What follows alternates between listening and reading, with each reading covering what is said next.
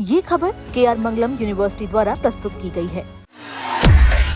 क्या बांकीपुर विधानसभा उपचुनाव की वोटिंग से पहले ही विपक्षी गठबंधन यानी कि इंडिया ब्लॉक में एक बड़ी दरार पड़ चुकी है?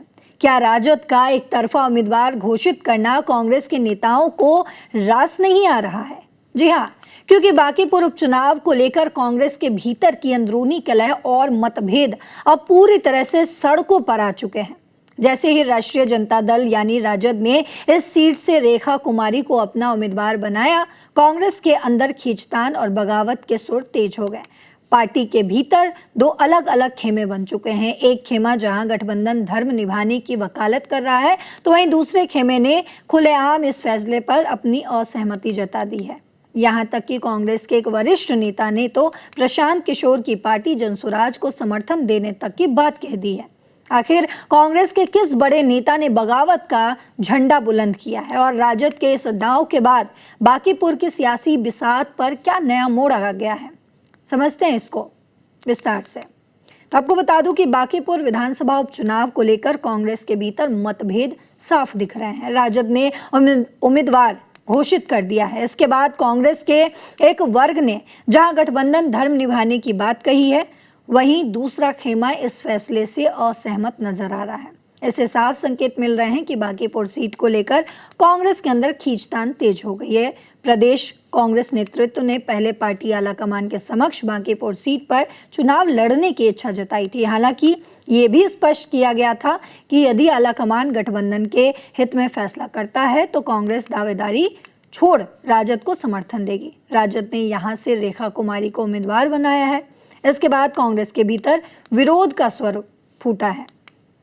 कांग्रेस के वरिष्ठ नेता ऋषि मिश्रा ने सार्वजनिक रूप से कहा कि बांकीपुर में भाजपा को हराने के लिए विपक्ष को एकजुट होकर एक साझा उम्मीदवार उतारना चाहिए था। यदि जनसुराज के प्रशांत किशोर यहां से चुनाव लड़ रहे हैं तो कांग्रेस और राजद के शीर्ष नेतृत्व को उनसे बातचीत करनी चाहिए और विपक्ष को मिलकर उनका सहयोग भी करना चाहिए। मिश्रा के बयान के बाद कांग्रेस नेतृत्व ने तुरंत उससे दूरी बना ली।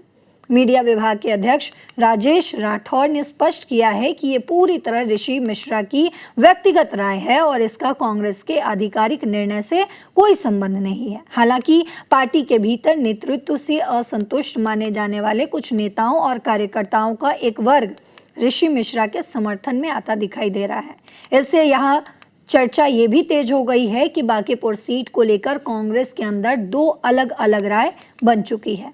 एक खेमा गठबंधन के फैसले के साथ खड़ा है, जबकि दूसरा मानता है कि कांग्रेस को अपनी दावेदारी छोड़नी नहीं चाहिए थी। तो साफ है कि कांग्रेस भले ही आधिकारिक तौर पर अपने नेता ऋषि मिश्रा के बयान से पल्ला झाड़ रही हो और इसे उनकी व्यक्तिगत राय बता रही हो, लेकिन पार्टी के भीतर सुलगती चिंगारी को छिपाना अब आसान नहीं है। असंतुष्ट नेताओं और कार्यकर्ताओं का एक बड़ा वर्ग इस समय लीडरशिप के खिलाफ साफ दिख रहा है, जो मानता है कि कांग्रेस को बांकीपुर सीट पर अपनी दावेदारी इतनी आसानी से नहीं छोड़नी चाहिए थी।